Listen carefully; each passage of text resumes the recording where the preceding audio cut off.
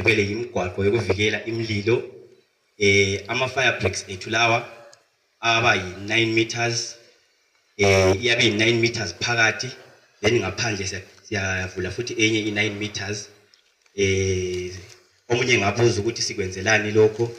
Sikwenzela ukuthi sivikele iplazi lethu from imililo ovela ngaphandle kwamanye amaplazi, lokuthi sivikele omakhelwane bethu from umlilo ongaqala eplazini lethu.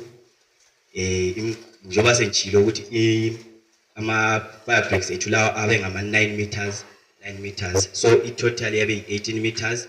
Then phakathi eplazini kuma-paddocks siyayenza okuthiwa ngama-internal fire breaks, imigwaqo yokuvikela imililo phakathi eplazini.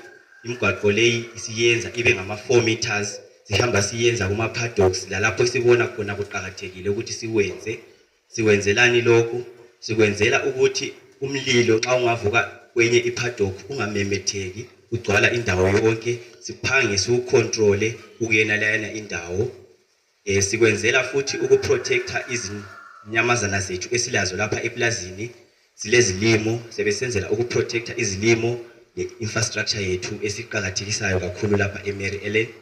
Siyayenza futhi siyadiska imigwaqo ngaphandle kwama-pivot ethu, siyabe sidiskela ukuthi siprotecte njalo ama-crop ethu from umlilo engabe imemetheke eplazini. Ngalesi sikhathi ngizathanda ukukhuluma ngendlela esiprotecta ngayo, ngendlela esiresponda ngayo nxa kungamemetheka umlilo. Angisoze ngithande ukukhuluma okunengi, kodwa ngizathanda ukuthi ngilibonise.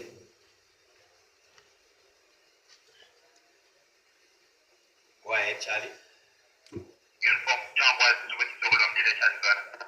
Copy nyabonga. Mayelo, sokulomlilo ndoda eCharlie zona.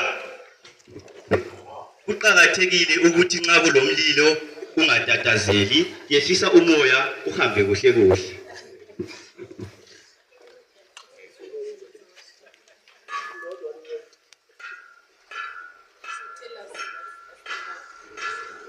Lokhu okukhalayo yiyo ifire gong yethu esibiza ngayo abantu ukuthi beresponde for umlilo.